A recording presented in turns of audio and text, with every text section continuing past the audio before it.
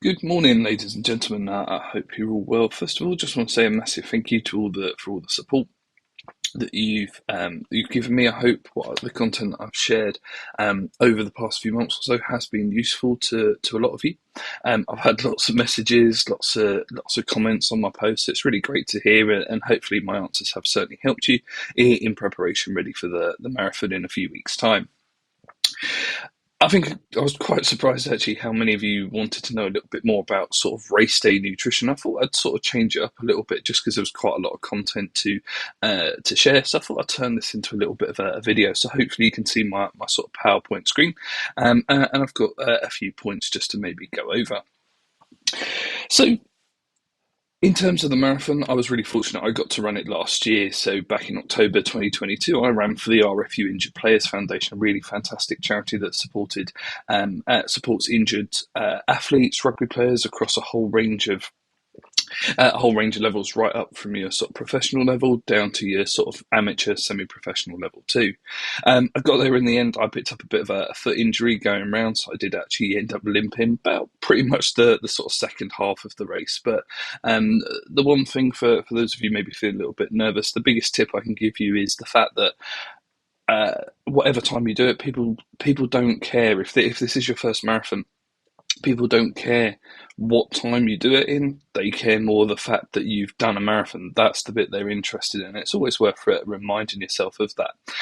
It's genuinely the most fun. I thoroughly enjoyed it. I've actually already signed up to do it in 2024. So I'm getting back out running again, starting to build that up, ready for sort of in a year's time.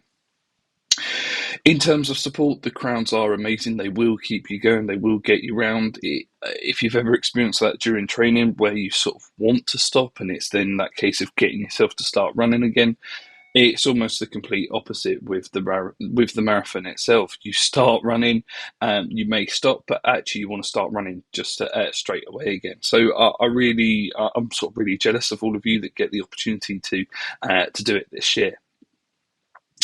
In terms of the course, here we are then. I've sort of tried to make this as big as I can on the screen just to sort of show the route. I think it's always worth considering what resources from a nutrition point of view that you're actually going to get. So I'm going to sort of break it down in a few stages for you. So obviously in down here in the sort of bottom right hand corner, that's the start line, sort of around Blackheath, Greenwich Way. You start in three different pens, so you'll find out which pen you're in when you go pick up your race numbers at the Excel. So you might be in sort of either the red, the green, or the blue pen. It doesn't matter. It doesn't make any difference because you all merge after about 3 miles or so. If you haven't had a look at this map, I've just taken this map off the London Marathon website. So the black dots that you can see as you follow the route along, that is basically the distance in miles. The red sort of the red sort of diamond shapes, this is the distance in kilometres. So you can sort of see 10 kilometres. 10 kilometres is roughly around Catty Sark, 15 is around sort of Rotherhithe, that sort of area, and so on throughout the day, throughout the course even. In terms of more from a nutrition point of view, you can actually see a few bits have been labelled out. So just so everyone's aware, the W basically stands for water, so water stations, and these are pretty much every 2 miles. So you're going to have plenty of water available to you. In terms of where it says LS, this is where you get Lucozade Sport. At this point, I should say it's not a whole bottle. Last year it was just cups, so it's not a huge amount for you to drink, just to bear that in mind. And then the other one is at 2 points on the course, you do get some energy gels as well. So with the energy gels, I think I've mentioned it in my previous posts, they all do vary quite differently in terms of taste, texture, consistency. So my recommendation would be to maybe try and pick up some of these Lucozade gels or order some of these gels before race day, just to see how you find them. I did hit a little bit of a sort of point between sort of about 15 miles or so, so down here towards around the Isle of Dogs, where I'd actually run out of energy gels, but I picked one up on the way, and I ended up using it just to sort of give me a little bit of energy just for the next few miles or so. I find these incredibly sweet. For me, I use the Science in Sport gels. That's what works for me, but again, everyone is so different, and I've got a few tips, and I'll talk a little bit more about this in a moment. So just to provide a little bit of a further breakdown. So like I say, in terms of water, they are sort of fairly small bottles. I think they're about 200, 250 milliliter bottles-ish, something like that. And you get these pretty much every 2 miles. I should say as well, if you haven't done the London Marathon before, when you go pick up your race number, they have some at the Excel. They have some really brilliant talks, and one of them will be from the sort of London Marathon race director. So he'll share with you all the sort of nutrition stuff that you can have available for you. In terms of Lucozade Sport, you get this essentially at 9 miles in, 15 miles in, 21 miles in, and then 23 just to see you through the last few miles or so, just to get you to the end. In terms of gels, you essentially get these at sort of miles 19 and 22. So I know I've had quite a lot of messages. You are sort of, I know some people are certainly a little bit nervous about race day. And so hopefully what I'm going to share with you now is going to be quite useful, a little bit more reassuring, and it just gives you an idea of maybe what to expect, how to plan your nutrition, what to maybe be considering over the next few weeks or so. In terms of why nutrition is important, you may wonder why I have a Jag F type on the screen. It's absolutely my ideal car, but it's a good way for me to use a really simple analogy in the fact that putting nutrition into your body, essentially putting fuel on your body, it's a little bit like putting petrol in your car. If you put the wrong type of fuel in, you don't, or worse, you don't put enough in, your car's going to struggle to perform, and the body works in exactly the same way. And this is what we need to start to think about, and that's essentially just one part or one of the main roles that nutrition is having during your marathon. So it's giving you the fuel to help you hit your PBs, get round in that sort of target race pace that you may have. In terms of nutrition, one thing that comes up a lot for me, any runner, athlete, individual I speak to, is they always start to define some of these words as sort of good food. Define some of these foods as good and bad. Essentially, there's no good food and bad food. It is more this case of everything in moderation, and I think context is very key. So you can see a few examples on the screen. Lucozade Sport, handful of sweets, things like Jaffa cakes. We've got some flavoured milk, and then some dried fruit. These aren't necessarily the best things to be snacking on rest days, if you're just sort of chilling out at home, things like that. However, they're absolutely perfect things to have around exercise, and these are essentially going to be your sort of key sources of fuel during the marathon itself. So this is where, as I say, hopefully, and you've seen from some of the previous content I've shared, this is where we need to start actually incorporating, thinking about some of these foods and drinks to help you with get to the finish line. So, in terms of your sort of marathon preparation, race preparation, essentially from a nutrition point of view, this really starts around 72 hours beforehand. So, in the sort of 2 or 3 days before, so essentially, obviously, you're racing on the Sunday, so sort of Wednesday, Thursday, this is where I'd start to think about your nutrition and in terms of your choice of meals. It doesn't mean, or I'm not, it definitely doesn't mean that you need to sort of consume pasta with every single meal. You need to eat as much pasta as you possibly can till you feel really sick. Again, you'd be surprised how many people I've spoken to supported where they think this is the ideal thing to do. This is definitely not the case. Instead, what I'd maybe start to be thinking about is start to incorporate in a little bit more carbohydrate into any meals and snacks that you're having. So, a really simple way to do this is to break down your meals that you're having on those days into maybe 4 or 5 smaller meals and snacks. So that could be things like breakfast, mid-morning snack, lunch, mid-afternoon snack, and then your dinner. So in terms of some of your meals, your breakfast might be a large bowl of porridge. That's always my sort of go-to with a handful of fruit. Lunch could be, again, it's up to you. It could be anything from things like wraps, rolls, sandwiches. It could be things like jacket potato, different pasta dishes. The one thing I should say on pasta dishes, pasta in itself, great. Just be aware of what you're mixing it with. I'd really encourage you to avoid the creamy, cheesy sauces just because they take a lot longer to digest. They're much higher in the fat, and this is what can lead to sort of an upset stomach, a little bit of sort of gastrointestinal distress. So I'd be using things like tomato-based sauces, vegetable sauces instead. In terms of things like dinner, again, it's entirely up to you. You can't. It's not so you've got to have just purely carbohydrate meals. Still, there's still lots of importance around the sort of vegetable choice, the protein choices as well. So you might have things like a piece of salmon with some rice. You might have things like some lean sources of protein, such as chicken. So you might have a sort of chicken pasta based dish, something like that.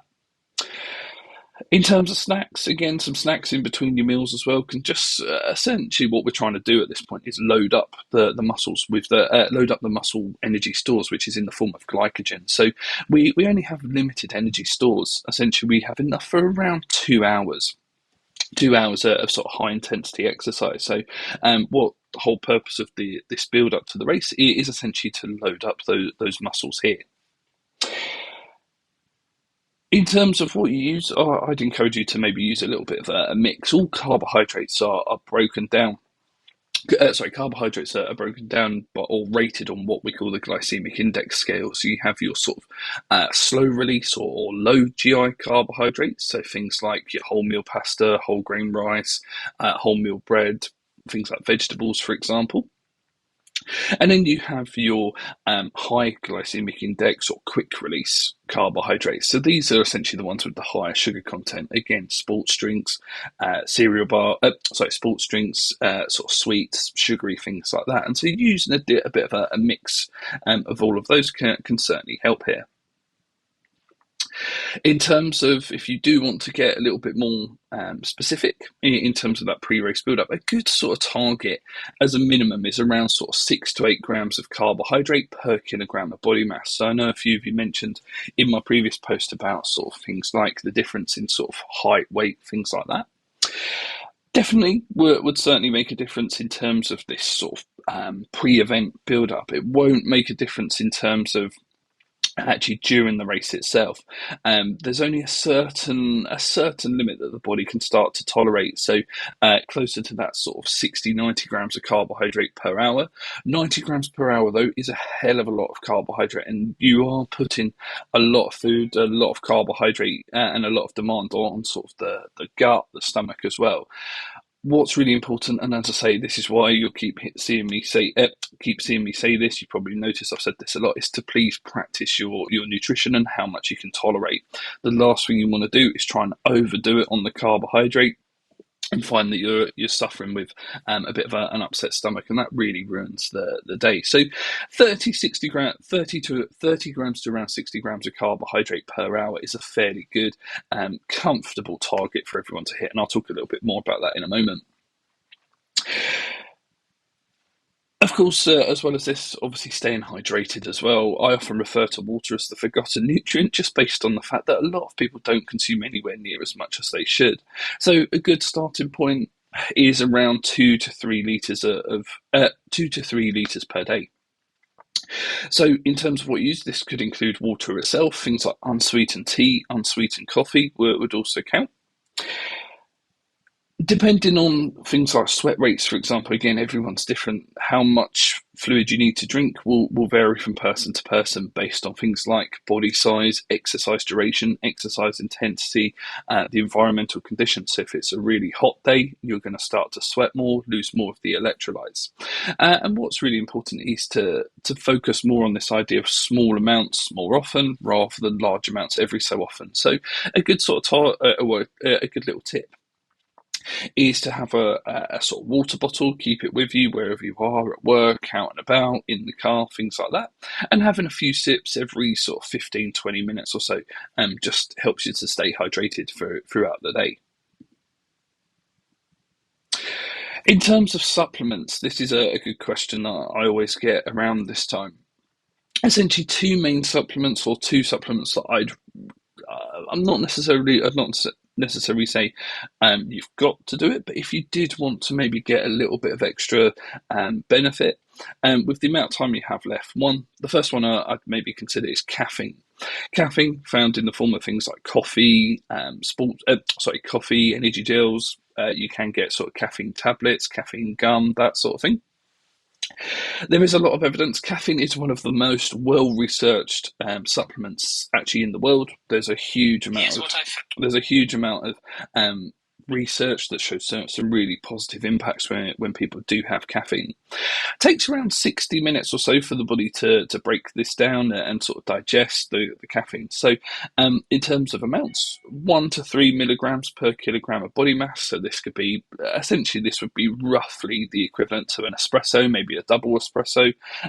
Obviously, you can use it in the form of gels. You just need to double check what the caffeine content is in that gel, as depending on which brand you're using, the caffeine content will vary.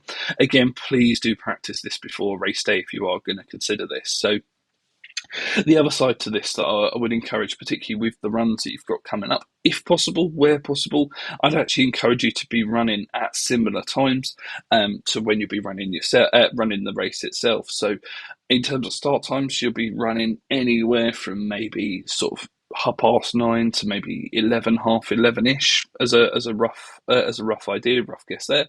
Just so your body gets used to that routine, that structure, what your race day nutrition is going to look like.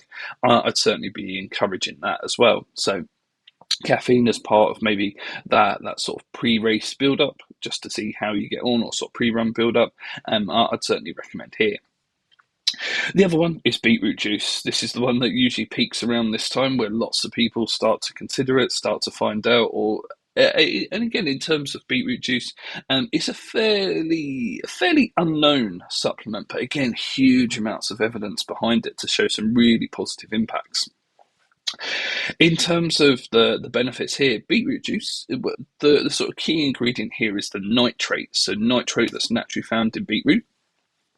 When consumed, it's broken down in the body and it starts to dilate the blood vessels. So you get this increase in blood flow. So essentially, you're able to exercise for longer, at a higher intensity, and ultimately reduce the time that you take to complete an event, such as the marathon itself. So there's a huge amount of evidence to help with this. So a fairly recent what's called a consensus, where they go through all the research that's available on any of these supplements. In terms of beetroot juice, they found that in terms of time trial performance, when consumed appropriately, this led to around a sort of 3 to 5% improvement in time trial performance. So that could be as little as a minute or two, right up to maybe half an hour, 40 minutes or so. So with beetroot juice, it does depend sort of how well trained you are, things like that. A few other things on beetroot juice in terms of the amounts that you need. The first question I usually get is when people say, "Oh, I eat a lot of beetroot. Will this be enough?" Essentially not. So the image of the shot that you see on the screen, this is by a company called Beat It. So they're part of James White Drinks. You may see their products in the supermarket, usually in the form of cartons.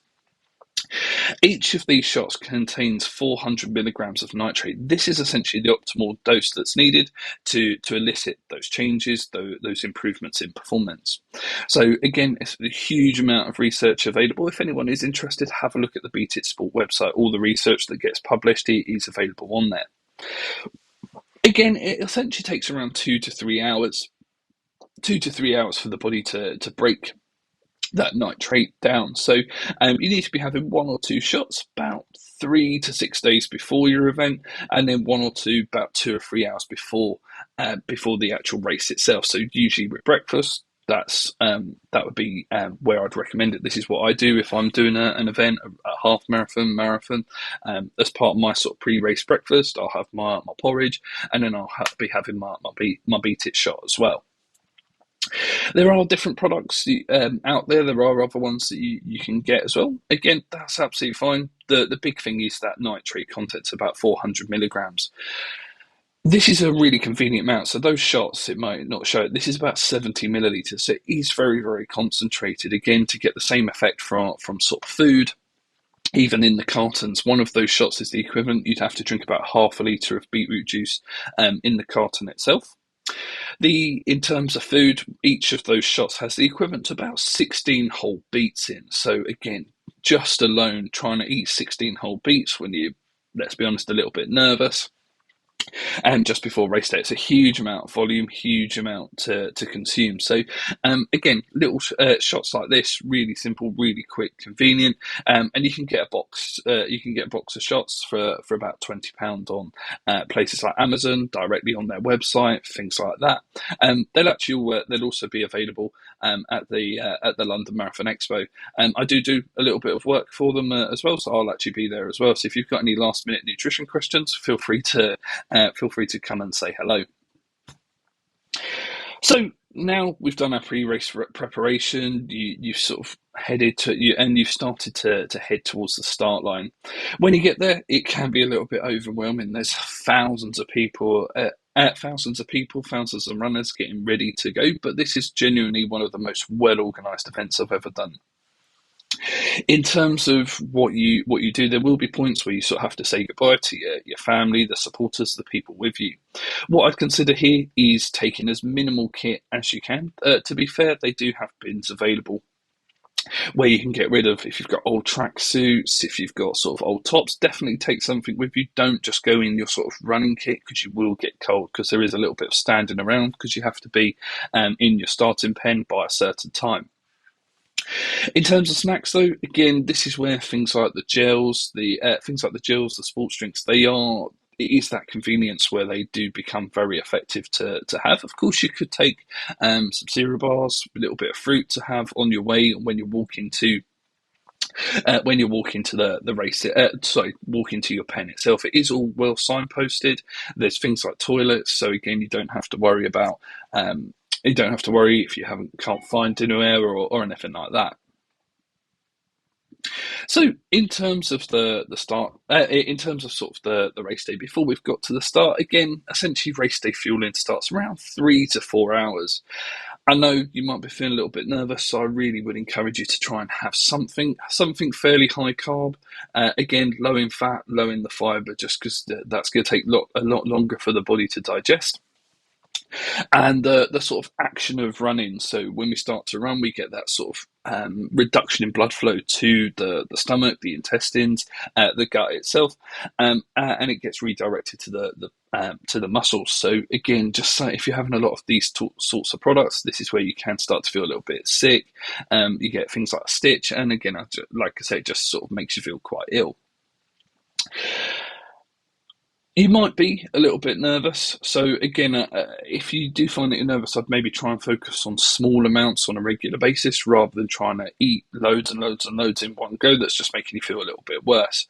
As part of this is why the meals that you have on sort of the day before, really important to be having plenty of carbohydrate throughout the day, just to help keep those stores, or start to load those stores. If we've done sort of race day -1, so on the Saturday, if you've done that right, all we're doing on Sunday morning is just sort of topping that fuel store up, ready for the start itself. Again, please do practice anything that you decide to do. The worst thing, and as I say, I've spoken to hundreds of runners that have done this in the past, where they've done something completely different on race day. Someone's offered them a product, could even be something as simple as a different brand of gel that they're not used to, and it's already that they've never practiced with, they've never trained with, and even that has a huge effect on how they feel. So now we've got to the race start. You're in your pen. You get called forward to your starting pen. You go through the gates again. It's all so well organised, and then you're told to sort of get ready, and then you start. So you start your run, you go through the timing gates. There's thousands of people there sort of waiting, pushing you on. So the crowd, the support is absolutely amazing. From a nutrition point of view, obviously during the race, this is where we need to sort of plan ahead. What's really important is to start to think about your nutrition sooner rather than later. The worst thing to do is, again, going back to my car analogy, the worst thing to try and do is drive till you've got a small amount of petrol in your fuel tank, and then you're struggling to find anywhere to fuel up. What we need to do is what we're trying to do is essentially maintain those stores. We're trying to maintain that tank as much as we can. I know I've had a lot of messages, a lot of comments about sort of energy gels and the fact that a lot of people don't get on with them. The first thing with energy gels, just for that pure convenience, I'd encourage you to try different brands. As I say, I use SIS ones. That's what works for me. But they all vary so much in terms of sweetness, viscosity. So the SIS ones are a little bit thicker compared to some of them. Nutrition X ones, for example, they are very runny. So some people actually prefer those. So I'd encourage you to maybe try a few of those. Try a few different flavors as well. Some people during sort of long runs, long events, they do suffer or do tend to pick up things like food fatigue. So food fatigue, nothing to sort of worry about, but it's when you get quite sick of the same thing over and over. So if you're out running and if you're having quite a lot of energy gels, for example, if you're just sticking to the orange one, for example, maybe have a few other ones, so such as the black currant, just to mix in there. You can see a few alternatives to energy gels. Each of these provide roughly the same carbohydrate content. So again, most energy gels will provide you somewhere around 20 to 25 grams of carbohydrate per sachet. And that would be the equivalent to some of the items you can see on the screen. So in terms of banana, again, it's always hard to quantify this just depending on the size. Again, have a look at different things like cereal bars. Some people like to use things like cereal bars to help them, just for a little bit of different, something a little bit different. In terms of sports drinks, so you could take a Lucozade Sport with you. Again, a bottle of that, a 500 milliliter bottle, has around 30 grams of carbohydrate. A handful of sweets, jelly babies, jelly beans, something like that. About sort of 5 to 8 jelly babies would have about 25-ish grams of carbohydrate in. So if you do want to use those, no problem at all. Again, in terms of preparation, one thing that a lot of people do, and I think it's a brilliant idea, pop into the supermarket, get some of these little bags, and you can sort of make up these bags, so you know exactly how much you need to be having, rather than having loads all in one go. As I said, or I'll come on to some of these tips a little bit later on, but if you've got any supporters with you, there's nothing wrong with giving them some items. So when they meet you around the course, you can stock up. I know a few of you quite rightly mentioned about having to take all of this with you. Again, taking all of this with you is not potentially not suitable, and you don't want to be weighed down by the extra weight. I know it doesn't seem like a lot, but every little counts. Every little, each thing matters. So you can make up a few sort of bags. Again, that's what I did last year at the marathon. I had lots of friends, lots of family members come, and they met me at different points. So most of them I didn't actually use, but I gave them things like energy gels. I gave them things like the little bags of sweets just to keep me going. They all had some extra bottles of Lucozade as well. So that way you've got a little bit of a choice depending on how you're feeling, what you prefer. So, in terms of during the race, in terms of guidelines here, you're aiming for somewhere around 30 to 60 grams of carbohydrate. This is a lot of carbohydrate to be consuming per hour. As I said, the sort of action of running, high intensity exercise, you can it can lead to this increase in things like runner's gut. What I'll do is, as part of this video, I'll put some links to some of the posts I've already shared. So if you want to have a look at sort of the post I did on runner's gut, by all means go for it. But so this is why you do need to be aware of sort of how much you can consume without risking that sort of upset stomach. You start to feel really sick. So as I say, 30 to 60 grams is a fairly good sort of target to be aiming for. So that could be the equivalent of around 1 to 2 Lucozade Sports per hour. Some of you, or a lot of you, have mentioned about some of these sort of powdered fuel sources. So again, SIS, beta fuel, a lot of you mentioned around things like Tailwind. You can use these, but I think a few of you have picked up on this. The thing with using powdered versions is it's the preparation that you have to do, the preparation that you have to go through, which is a bit of a pain to do whilst running. Again, my recommendation here would be to have some made up, and meeting your friends, your family at certain points, you can pick up some more sources here, can certainly help. If you want to do fruit, again, roughly 2 medium-sized bananas would be the equivalent in terms of carbohydrate there. Again, just for convenience, energy gels. This is what a lot of people do. This is what works for me. Again, everyone's different. So around 3 energy gels per hour. So one every sort of 20 minutes or so.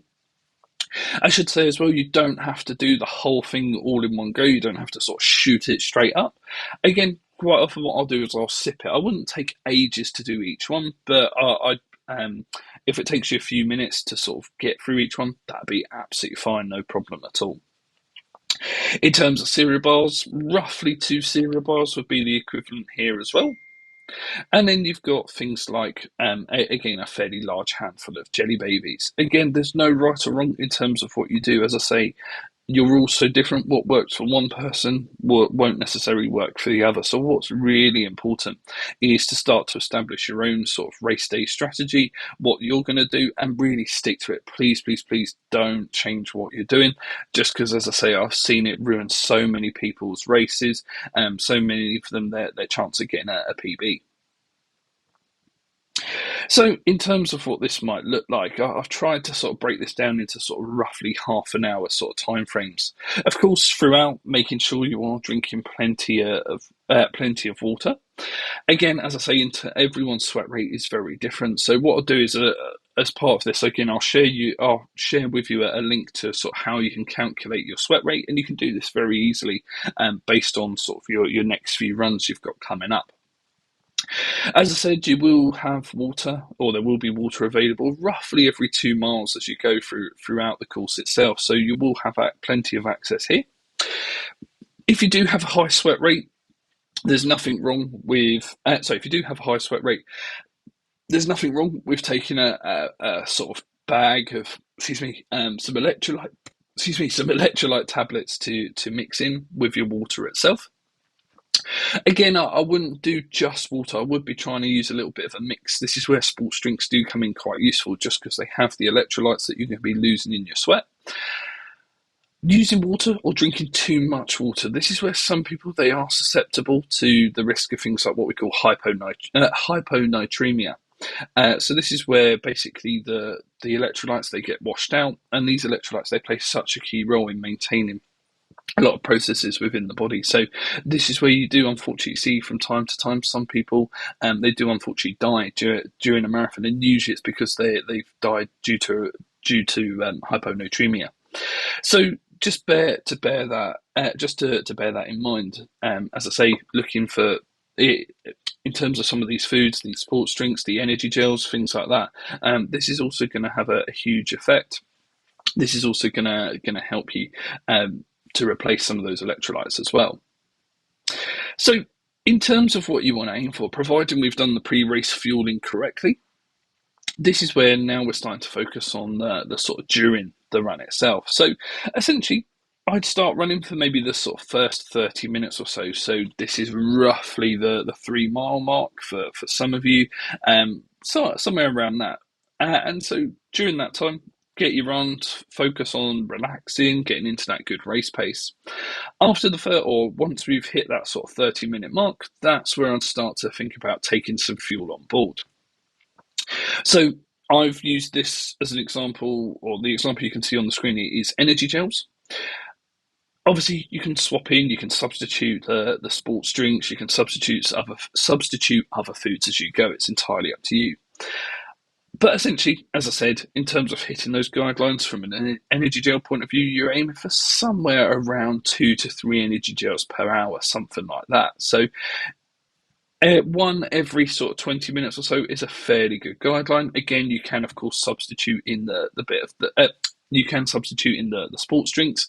Nothing wrong with that at all. Again, when I did it, I was running with a bit of a mix. I had a few energy gels in my pocket, but then I was also sipping on things like Lucozade Sport as well.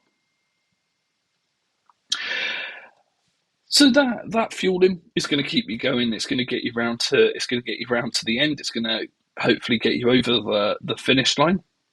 And this is the bit everyone's excited about, is approaching the sort of finish line. As you get there, you'll see a sign that says 400 metres to go. You run past Buckingham Palace that you can see in the background of my image there, and then you're through. You're through over the finish line. Make sure you get over the finish line, and then you can start to relax, start to celebrate. There's people standing there, they're holding medals, ready to put around your neck, and it is really emotional. It absolutely got me. I crossed the line at the same time as another lady who just fell off, who who had a bit of a breakdown. It's an amazing feat that you've done. You've finished your marathon. And now it's time to relax, enjoy yourself. Some of you might be thinking, when can I do my next one? Some of you might be thinking, absolutely not, never again. From a nutrition point of view, I know it's really tempting to go, right, pass me the wine, pass me the beer, things like that, and really forget. This is what most people do, is they forget about that recovery nutrition. Um, the trouble here is it just makes it a lot, or takes a little bit longer for the body to recover as a result. So in the days post-race, you feel really fatigued, really tired, incredibly sore. Nutrition is or good quality nutrition, using the right food groups, the right the right drinks and things like that, is one of the most effective ways to reduce that sort of muscle soreness, reduce that muscle soreness, sorry. And so this is where we can use what's called the 4 R's of recovery. So 3 of them are sort of nutrition based. The other one is more around rest and sleep, essentially.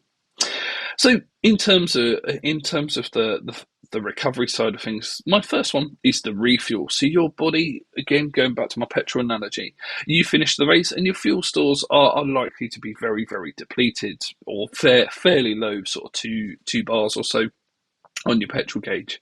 So when finishing, make sure your sort of post-recovery meal does have some form of carbohydrate in. I'd look for something fairly quick release, fairly high in the sugar, just to help replenish that fuel as soon as possible. The second R is the rebuild. So this is all to do with the protein. So protein is essentially the body's building blocks. So again, during your run, your muscle tissue will have started to break down. So if we can add some protein post-exercise, post-run, this is going to help with that muscle rebuild, repair, regeneration. And then the other one is, of course, the rehydration. So in terms of rehydration, as I say, obviously, hopefully you're drinking plenty of fluid throughout the run itself. But again, you're still going to be finishing fairly dehydrated. So again, plenty of water. Again, don't have to guzzle down loads and loads of water. I'd look for I'd be sipping on different bits. Again, I'd probably be looking at something with either electrolytes in. So if you've got friends, family that meet you at the finish line, they've got some water with an electrolyte tablet already added. Sports drinks are a good example. Here. My go-to is actually milk. I did the London Landmarks half marathon last year, and sort of post-recovery, I popped into the local Tesco and I picked up a sort of 2 pint of milk, and I actually sat there on the train on the way home just drinking it. Milk is so good because it's got the protein in it, it's got the carbohydrate, and of course it helps with the rehydration, and so much cheaper compared to those sort of branded sort of protein shakes. So 2 pint of milk is about £1 or so, whereas some of these other drinks, they're sort of £3-4, something like that. So it's a good little way to save your money. I've got some more examples on the screen in a moment. The other side to this is then rest. Again, sleep or how much we prioritise sleep dictates our sort of behaviours the next day, and sleep is a really important part of recovery. Again, you doing a marathon, it does place huge demands on the body, both physically, physiologically, but also psychologically as well. So this is where sleep is really important for helping with that muscle repair, the body to repair, reheal itself. So again, prioritising your sleep, I would certainly be my recommendation here. So trying to aim for around 7 to 9 hours of sleep per night is a fairly good guide. Considering things like considering what's going to help you to relax and unwind, again, just as important here. From a nutrition point of view, in terms of what some of those meals, some of those meals and snacks may look like, you can see lots of examples on the screen. If we start in the sort of bottom right hand corner, these I'd sort of recommend as sort of post run, post finish as soon as possible. So recovery shakes, flavoured milk, as I mentioned, you can use sort of normal milk, cow's milk, but you can sort of use the flavoured milk as well if you prefer. Things like recovery shakes, protein supplements, again, it's just a really quick, easy way to get some protein into your body. In terms of things like fruit, cereal bars, again, depending on maybe what you've used in the race itself, little things like this can help. Smoothies, again, really easy way, just a really easy, really quick, convenient way to get plenty of resources, carbohydrate, vitamins, minerals on board to help you refuel. In terms of meals, again, I'd encourage you to have, depending on what your sort of plans are post marathon. I'm sure for some of you it might involve things like alcohol, for example, stopping off for a cheeky McDonald's, that sort of thing. As I say, if we can focus on some good quality nutrition first of all, so things like your wraps, for example, again, really simple, really easy, really convenient to keep in your bag. Depending on where you are, might have some meals available for you. And then once you've sort of focused on that sort of recovery, we can the sooner we start that recovery phase, the better you're going to feel, the quicker the body's able to recover. Well, I try and focus on using some of these examples before sort of carrying on. Once you've had that, again, obviously it's your time to celebrate. It's your time to celebrate your achievement, enjoy what you've just done. You've just run the entire marathon, and you've got the medal round your neck, and the amount of applause, congratulations, nice comments you get from everyone is really amazing.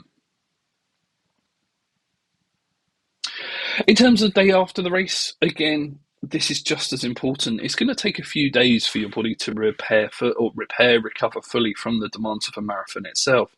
So to help with this, plenty of high protein, high carbohydrate meals throughout the day helps replace or replenish those energy stores, helps to rebuild the muscle too. Starting to add plenty of fruit and vegetables to your meals as well can provide these antioxidants which aid in the muscle recovery as well, and that can further help. And as I say, we're just trying to reduce that sort of muscle soreness, that delayed onset. Reduce that DOMS, that delayed onset of muscle soreness. I've been talking for quite a while now. Thank you for bearing with me if you're still watching this video. I thought I'd just finish off with a few top tips. My first one to you is enjoy it. Please do enjoy it. It is amazing. It's so much fun. You run with so many different people. Um, you see some amazing runners dressed up. I ran for ages with a man who was actually carrying a sort of washing line, a washing pole. Equally, I ran past about six people dressed as the Teletubbies. They don't think they were running together. So it is so much fun. So please do enjoy it. As I've said already, please don't do anything different on race day from a nutrition point of view. That's the most common thing that I see. That's the most common thing people say to me is when they literally try something new. They try something new on race day, what their body's not used to, and it sort of ruins their race. The crowd will offer you food.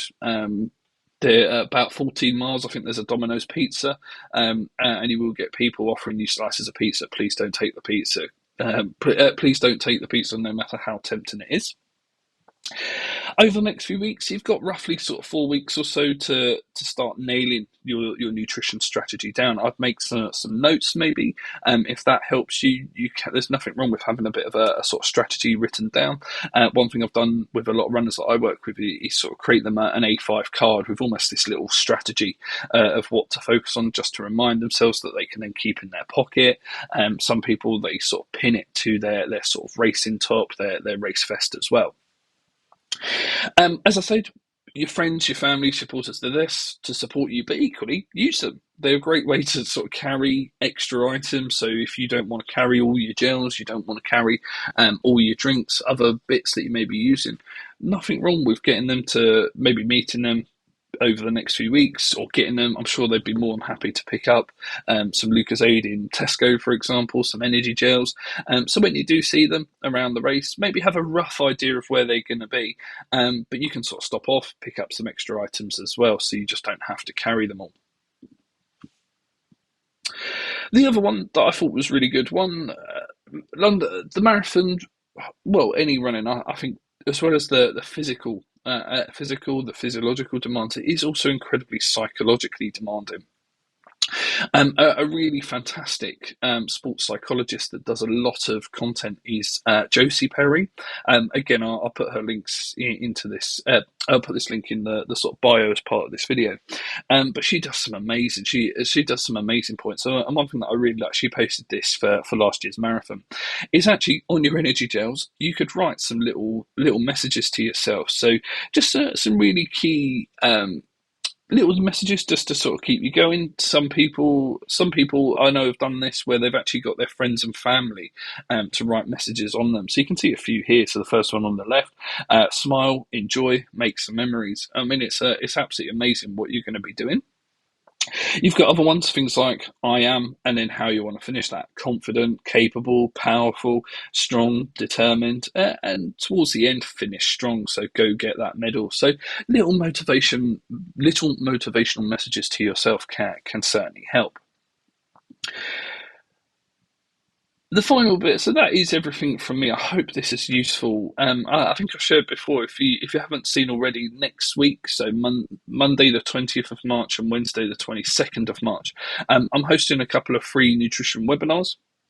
They're free to join. I think nutrition is an area that you don't really get a huge amount of support on, so I really want to help as many people as I can. So it's a 2-hour webinar. It's completely free. Anyone's welcome to sign up. If you're interested, just pop onto my website, so www.jflemingnutrition.co.uk. When you go on it, you'll see a sort of banner appear, and it will say to sign up to the webinars, enter your email, and then you'll get an email from me that will have the links to actually join and sign up. So you're more than welcome to. If you've got any friends, family members, anyone you know at your running club that's maybe looking, even if you're not running the marathon and you want to join, you're more than welcome to. A lot of what I'm going to talk about, although I'm catering it a little bit more to the London Marathon itself, this would apply to any running event, whether it be a half marathon, 10K, and we'll do plenty of questions as well. So if you've got any sort of further questions, by all means, come and attend, pop them in the chat box. And as I say, I've booked sort of 2 hours for this, so I'd rather go through and answer as many questions as I can. So that's everything from me. If I don't speak to you, if you're not able to join these webinars, I just want to say a massive good luck to those of you doing it. If you do have any questions in the meantime, obviously drop me an email. You can see my email at the bottom of the screen. Drop me a message, and I'll try my best to answer any questions that you may have. It is generally the most fun. I can't wait to get back out there next year. And as I said at the start, for those of you maybe a little bit nervous, worrying about sort of race times, finish times, people aren't interested. People are more interested. They celebrate more the fact you've done the marathon, you've completed it, you've got your medal, rather than the time. And that's something that certainly kept me going. But that's everything from me. Thank you for your time, and enjoy the rest of your day. Hopefully you've made it to the end of this video. And like I said, if there's anything else I can do, please do let me know.